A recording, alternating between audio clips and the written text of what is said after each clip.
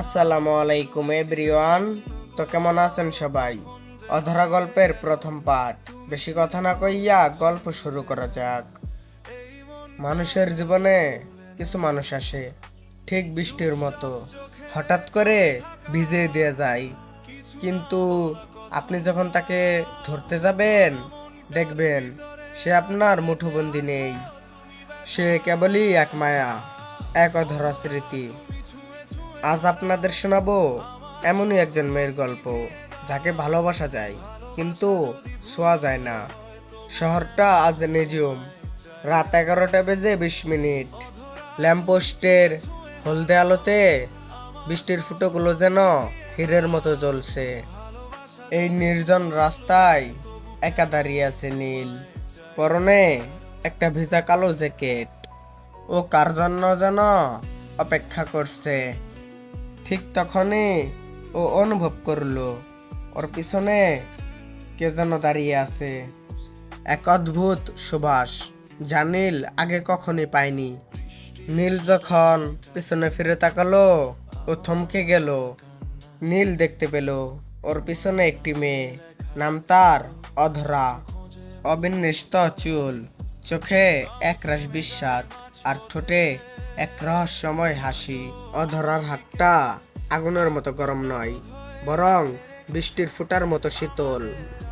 নীল ওর দিকে হাত বাড়ালো, কিন্তু নীল যতবার ওর কাছে যেতে চায়, অধরা ঠিক ততবার ধোঁয়ার মতো দূরে সরে যায়। নীল কাপা কাপা গলায় ডাকলো, অধরা। কিন্তু অধরা কোনো জবাব দিল না। ও শুধু ওর হাতটা নীলের হাতের খুব কাছে নিয়ে এলো, কিন্তু স্পর্শ করলো না। অধরা ফিস ফিস করে বলল, নীল, কিছু মানুষকে শুধু দেখা যায়, পাওয়া যায় না। আমি তোমার খুব কাছে আছি, আবার হাজার মাইল দূরে। আমি তোমার সেই তৃষ্ণা, যা কখনো মিটার নয়। অধরার এই কথা বলার পরই নীল কিছু বুঝে ওঠার আগেই এক ঝাপটা বাতাস এলো, আর সেই ঝাপটা বাতাসের সাথেই ধীরে ধীরে মিশে গেল অধরার অবয়ব। নীল একা দাঁড়িয়ে রইল সেই বৃষ্টি ভেজা রাস্তায়। ওর হাতে লেগে রইল শুধু কেবল বৃষ্টির জল, কোনো মানুষের স্পর্শ নয়। ও বুঝতে পারলো অধরা কোনো রক্তে মাংসে মানুষ নয়, ও শুধু কেবল এক অধরা অনুভূতি। কিন্তু প্রশ্ন হলো, অধরা কেন বারবার নীলের জীবনে ফিরে আসে? কি সেই গোপন রহস্য? মানুষ মরে যায়, কিন্তু মানুষের রেখে যাওয়া স্মৃতিগুলো কখনো মরে না।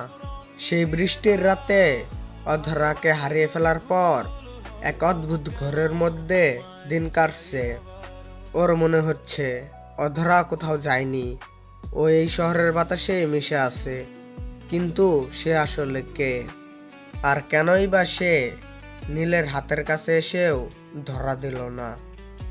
পরের দিন সকালে নীল যখন ঘুম থেকে উঠল, ও দেখল ওর জানালার পাশে একটা বনফুল পড়ে আছে, ঠিক যেমন ফুল অধরার চুলে নীল দেখছিল।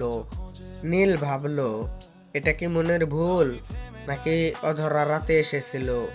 ও পাগলের মতো সারা শহর খুঁজে বেড়ালো, বাউসি স্কুলের সেই পুরনো মাঠ থেকে শুরু করে রেল লাইনের ধারের নির্জন জায়গা। কোথাও অধরার কোনো চিহ্ন নেই। নীল বুঝতে পারলো না কেন এক অচেনা মেয়ের জন্য ওর বুকটা এইভাবে হাহাকার করছে।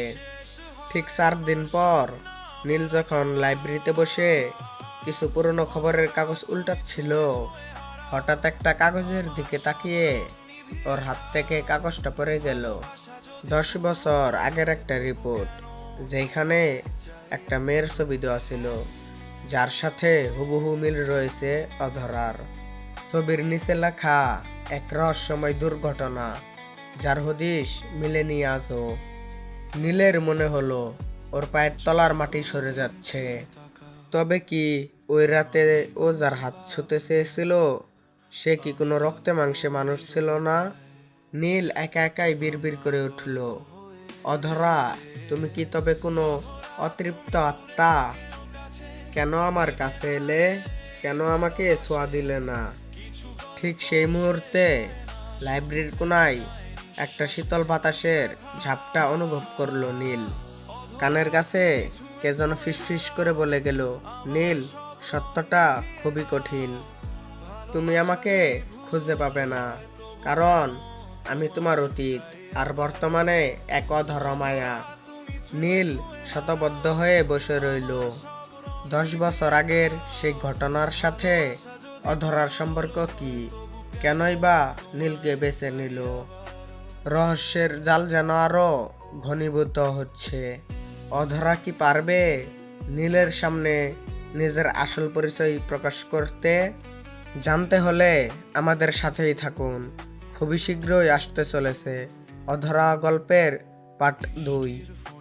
তো এভরিওয়ান, অধরা গল্পের পার্ট 1 এখানেই সমাপ্ত করলাম। এই গল্পটা ঈদ স্পেশাল, সো এই গল্পটা আমি সর্বোচ্চ চেষ্টা করব আপনাদের মনের মতো করে তোলার জন্য। তবে আমি জানি না কতটা পারবো। সবাই একটু কমেন্টে বলে যাবেন অধরা গল্পের পার্ট 1 কেমন হয়েছে। খুবই শীঘ্রই পার্ট 2 চলে আসবে। আর সবাই একটু চ্যানেলটা সাবস্ক্রাইব করে দিবেন।